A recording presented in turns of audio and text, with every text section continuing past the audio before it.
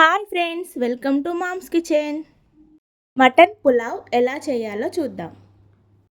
ఇప్పుడు stove on చేసి stove పైన కుక్కర్ పెట్టి 4 టేబుల్ స్పూన్ల నెయ్యి వేసుకోవాలి. ఇప్పుడు ఇందులో హోల్ గరం మసాలా దినుసులు వేసుకొని కట్ చేసిన 2 ఉల్లిపాయలు కూడా వేసి ఫ్రై చేసుకోవాలి.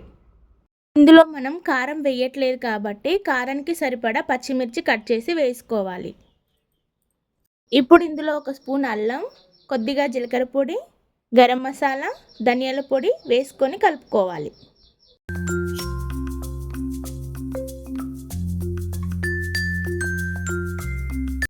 ఇప్పుడు ఇందులో 1/2 కేజీ మటన్ వేసుకొని టేస్ట్కి సరిపడా ఉప్పు వేసుకొని 2 గ్లాసుల వాటర్ యాడ్ చేసి ఒకసారి కలుపుకొని 3 విజిల్స్ వచ్చేంత వరకు ఉడికించుకోవాలి.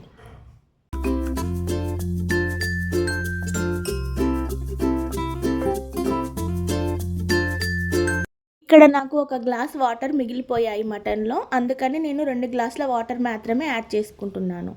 ఇప్పుడు ఇందులో పుదీనా, కొత్తిమీర కూడా వేసుకోవాలి.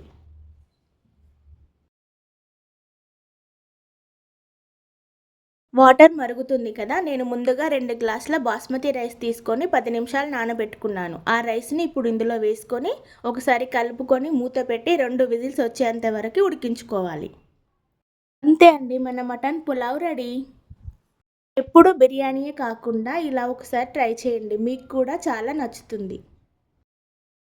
నెక్స్ట్ మీకు ఏ రెసిపీ కావాలో కామెంట్స్లో చెప్పండి. Like, share and subscribe.